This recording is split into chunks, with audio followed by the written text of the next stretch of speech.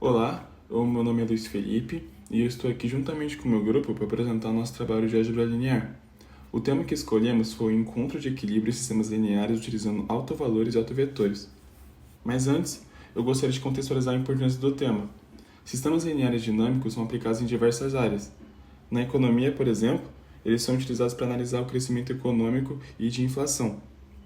O objetivo do nosso trabalho é entender como as quantidades evoluem ao longo do tempo até atingirem um estado de equilíbrio estável. Então, vamos começar com um modelo mais simples. Vamos supor que temos um sistema cujo estado de tempo t é dado pelo vetor xt e que sua evolução seja descrita por uma matriz A. Então, assim, a gente tem uma relação temporal desse jeito. E essa fórmula, ela diz que o estado atual ele é obtido pela multiplicação do estado anterior pela matriz A. E essa matriz, por sua vez, ela é a captura de como cada variável do sistema influencia a si mesma e aos demais ao longo do tempo. Então, para a gente entender essa dinâmica, vamos dar um exemplo envolvendo duas populações, uma de raposas, R, e outra de coelhos, C. Nesse caso, o nosso vetor de estado pode ser representado como esse aqui, e as variações das populações são dadas por essas equações aqui. Essas equações elas descrevem de maneira contínua o comportamento das populações. No caso das raposas, a taxa de variação é proporcional a elas mesmas, ou seja, quanto mais raposas, maior a taxa de crescimento. Já no caso dos coelhos, a taxa de variação depende positivamente da quantidade de coelhos e negativamente da quantidade de raposas, refletindo o fato de que os predadores eles impactam negativamente o crescimento dos coelhos. Para a gente entender melhor como essas equações se manifestam no plano, imaginemos três situações iniciais. Em cada uma, partimos de uma condição, um ponto no plano, em que o eixo horizontal ele representa a população de coelhos e o eixo vertical representa a de raposas. Se a gente começar com 10 raposas e 10 coelhos, a variação ao longo do tempo vai ser de 20. Isso significa que a população de raposas tende a crescer, pelo menos no instante inicial, e a de coelhos também, de maneira ainda mais intensa. Agora, se a gente setar o estado inicial para 10 e 2, a população de raposas inicialmente cresce, mas a de coelhos tende a diminuir. E esse resultado mostra que, nessas condições, a alta presença de raposas ela impacta negativamente o crescimento dos coelhos. E, por último, se o estado inicial for 0 e 3, em um cenário que a gente não tem predadores, a população de coelhos inicialmente cresce livremente, enquanto a população de raposas permanece constante naquele instante. Meu nome é João Pedro, eu vou dar continuidade aqui. Então, imaginando que vários pontos podem ser considerados de início, a gente pode plotar um campo vetorial que indica como seria a evolução, né, da população de acordo com cada ponto inicial. Então, a gente consegue ver que tem alguns lugares em que ele permanece quase que constante, né?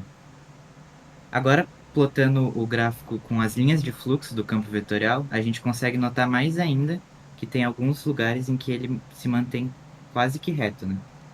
Então, são nesses pontos que a gente vai dar uma explorada melhor. Agora, falando sobre o que são autovetores, são aqueles valores lambda, tal que, pegando a matriz A e multiplicando pelo vetor, a gente vai escalonar, né, esse vetor x. Então, ele vai ser esticado ou encolhido. Pegando aqui a matriz, né, a equação que representa o sistema linear, a gente pode usar o NumPy para encontrar os autovalores e autovetores. A gente achou os autovalores 3 e 1, e os autovetores 1, 0, e 0.4, 0.8. Então, vão ser esses autovetores que a gente vai ter o equilíbrio. Se a gente pegar qualquer população inicial que é múltipla do vetor V1, a gente vai ter ele escalonado em 3. E se a gente pegar qualquer múltiplo do vetor V2, a gente vai ter ele escalonado em 1, que são os autovalores associados a esses autovetores. Então, a gente consegue plotar aqui duas retas que indicam em quais pontos eles permanecem em equilíbrio. E depois a gente pode separar em duas regiões, sendo a região verde, aquela em que as raposas ganhariam, né, a população de raposas cresceria mais rápido, e a região bege, em que a população de coelhos cresceria mais rápido que a de raposas. Pessoal, boa noite, meu nome é Cauê. Agora eu vou pegar o que foi construído anteriormente e vou transformar em um problema que vai ter três dimensões. Então nós vamos colocar um novo ator no sistema, que é o caçador. E a variação do caçador é simplesmente ele mesmo, então quanto mais caçadores, mais rápido eles vão crescer. Porém, nós alteramos a variação das raposas para ser 2 raposas menos um caçador. Então vai ter essa pressão dos caçadores na população das raposas. Com isso, nós vamos pegar 3 pontos iniciais de raposas, coelhos e caçadores e nós vamos usar aqui o NumPy e o Python para poder plotar um gráfico 3D dos vetores, dos pontos iniciais e de onde eles vão estar no próximo estado de tempo. Então você pode ver aqui como a população vai evoluindo ao longo do tempo. Agora nós vamos construir um campo vetorial, nesse caso para 3 dimensões. Vocês podem ver aqui o comportamento de cada vetor em cada ponto, para que direção eles vão crescer. E agora nós vamos calcular as linhas de fluxo. Então, a linha de fluxo para alguns pontos iniciais, como eles vão evoluir ao longo do tempo. Com o novo sistema, com o caçador adicionado, nós vamos ter uma nova matriz 3x3 que vai apresentar o comportamento do sistema ao longo do tempo. Assim como o João falou, nós podemos pegar os autovetores dessa matriz para poder ver os pontos de equilíbrio onde a proporção populacional da raposa, do coelho e do caçador não se altera ao longo do tempo.